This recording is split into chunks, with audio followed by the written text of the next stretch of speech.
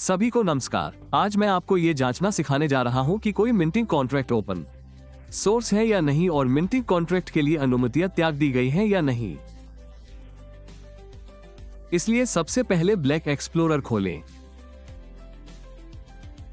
यह arc minting contract है। सबसे पहले हमें मिंटिंग कॉन्ट्रैक्ट का लेन देन रिकॉर्ड देखना होगा। कुल 15 लेन देन रिकॉर्ड है। तो हमें क्या देखने की जरूरत है?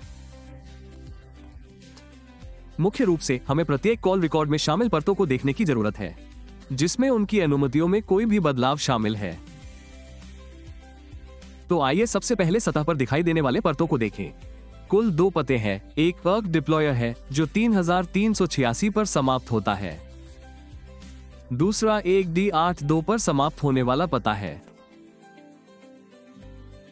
ये 2 पते क्या दर्शाते हैं?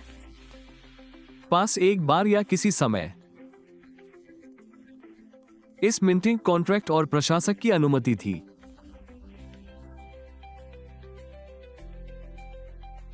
वे संकेत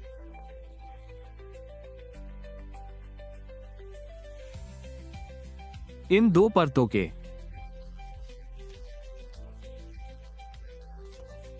ये 2 पते हैं जो हम देख सकते हैं। तो आगे क्या है?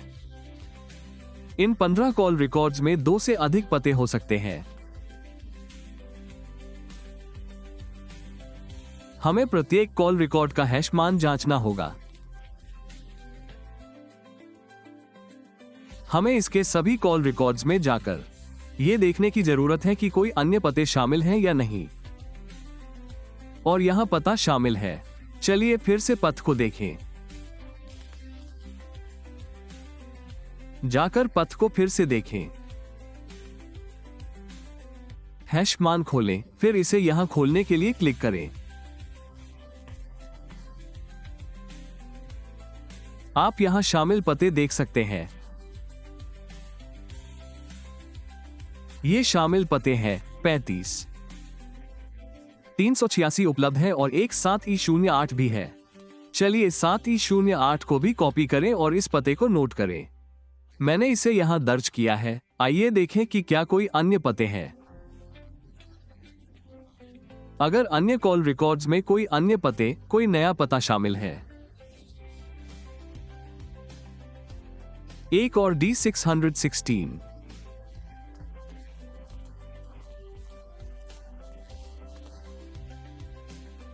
है पास।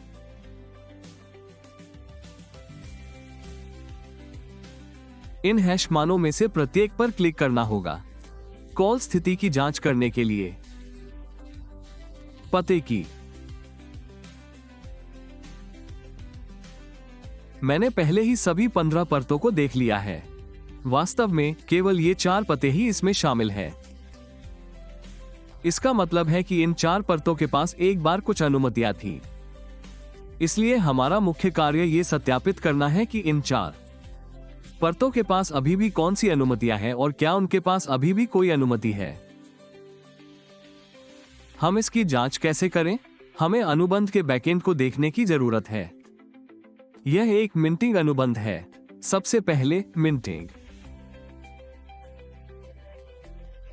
अनुबंध खुला स्रोत है। यहां एक हरा चेक मार्क है। आप यहां अनुबंध देख सकते हैं। मिंटिंग अनुबंध का एक कोड, सब कुछ देखा जा सकता है। अब आइए उन परतों की अनुमतियों को देखें जिन्हें हमने अभी पाया है। इसे खोलें। पहले मुझे यह समझाने दें कि इनका क्या मतलब है। यह पहला व्यवस्थापक अनुमति का प्रतिनिधित्व करता है। के लिए हैश मान। यह व्यवस्थापक अनुमति अल्पविराम। चलो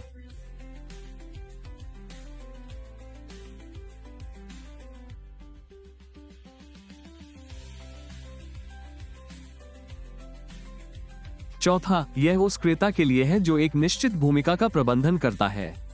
यह अनुबंध भूमिका का पता लगाने और भूमिका के नियंत्रण के बारे में है। 5वां, भूमिका अनुमति सत्यापित करें। सत्यापित करें कि क्या भूमिका और एक निश्चित पते के पास एक विशिष्ट अनुमति है। 6वां है पोज अनुबंध अनुमति। यह वर्तमान में पूर्ण स्थिति में है, जिसका अर्थ है कि अनुबंध चल रहा है। 7वां अनुबंध संस्करण का रिकॉर्ड है। यह बहुत महत्वपूर्ण नहीं है, इसलिए हम मुख्य रूप से पहले 3 पर ध्यान केंद्रित करते हैं। पहली 3 भूमिकाएं, एडमिन, सुपर एडमिन और मिंटर रोल। तो हम ये कैसे करते हैं? हम कॉल रिकॉर्ड में मिले सभी परतों को लेते हैं और उन्हें एक एक करके सत्यापित करते हैं कि क्या उनके पास कोई अनुमति। आइए सबसे पहले वाले को सत्यापित करें। 1D82 पर समाप्त होने वाला पता। यहां 5वें को सत्यापित कर रहे हैं, जांचते हुए कि क्या किसी निश्चित पते। हम अनुमति, यह के पास एक निश्चित भूमिका या इसका मतलब यह सुरक्षित है, इसे बदला नहीं जा सकता। अब देखते हैं कि इसमें सुपर एडमिन की अनुमति है या नहीं। वही प्रक्रिया। वापसी मान भी गलत है। हम मुख्य रूप से इस वापसी मान के गलत होने की तलाश कर रहे हैं। गलत में भी सुपर व्यवस्थापक विशेषाधिकार नहीं है। आइए देखें कि क्या यह मिंटिंग विशेषाधिकार है। हम मिंटर अनुमति के लिए रोल हैश इनपुट करते हैं।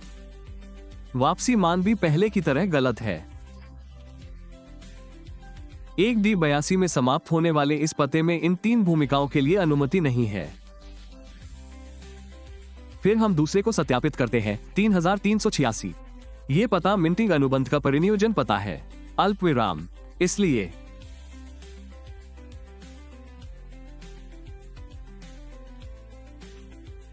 आइए एक है या नहीं। आइए पहले सत्यापित करें कि मूल परिनियोजन पता, इसमें अनुमति, क्या इसमें अनुमति है दर्ज करने के बाद कि कोई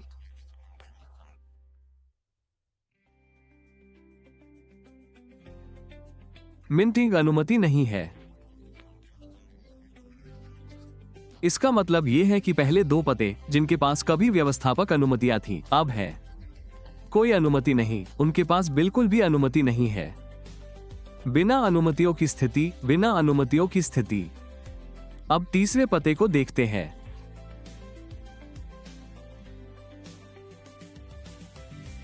साथ ही 08 में समाप्त होने वाले पते के लिए आइए देखें कि क्या यह व्यवस्थापक है। वापसी मूल्य भी गलत है, इसमें व्यवस्थापक अनुमति नहीं है। सुपर व्यवस्थापक अनुमति के बारे में क्या है? क्या इसमें है व्यवस्थापक अनुमति? वापसी मूल्य गलत है, इसमें सुपर व्यवस्थापक अनुमति नहीं है। अंतिम एक, खनन प्राधिकरण।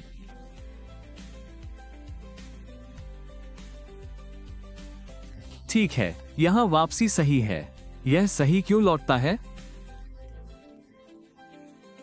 में समाप्त होने वाला पता पीएल और खनन निर्देशों को निष्पादित करने के लिए अनुबंध है।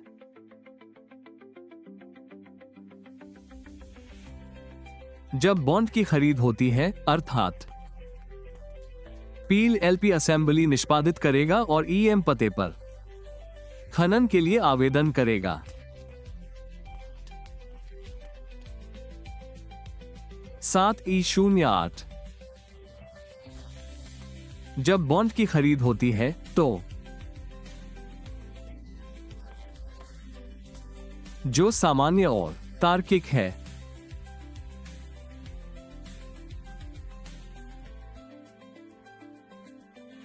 आइए अंतिम पते को देखें। 616।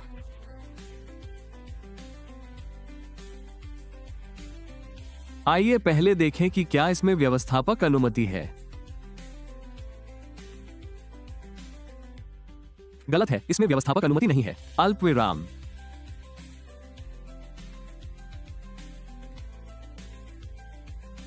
क्या इसमें सुपर व्यवस्थापक अनुमति है? वापसी मान गलत है, इसमें सुपर व्यवस्थापक अनुमति नहीं है। क्या इसमें सिक्का खनन अनुमति है? ये यहां सच है, इसमें खनन अनुमति क्यों है? D616 आधिकारिक सार्वजनिक बाजार मूल्य। मॉड्यूल प्रबंधन बाजार मूल्य मॉड्यूल वापसी पता है। आइए देखें इस बाजार मूल्य मॉड्यूल के क्या कार्य हैं। जब बाजार मूल्य को स्थिर करने और खनन के लिए ईएम की आवश्यकता होती, ईएम द्वारा खनन को मंजूरी देने के बाद खनन अनुबंध को खनन के साथ आगे बढ़ने के लिए अधिसूचित किया जाता है। के लिए खनन अनुबंध को सूचित करें। यह आरबीएस की एक प्रक्रिया है। खनन अनुबंध है।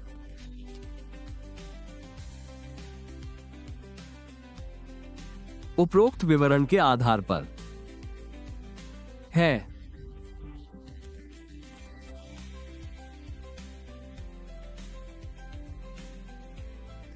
आगे बढ़ने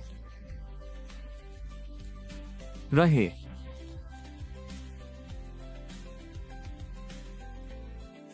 पहले दो परतों के हमारी पूछताछ के अनुसार बाद के दो परतों के पास केवल खनन की अनुमति है, जो आधिकारिक रिपोर्ट के अनुरूप है। तो ईएम के उल्लेख के साथ वर्तमान स्थिति क्या है? सभी अनुमतियां त्याग दी गई हैं और किसी भी प्रशासक या खनन तर्क में कोई बदलाव नहीं किया जा सकता है और आगे कोई बदलाव नहीं किया जा सकता है। वर्तमान में केवल ईएम खनन मॉड्यूल ही खनन अनुबंध को खनन की अनुमति देने के लिए निर्देश भेज सकता है।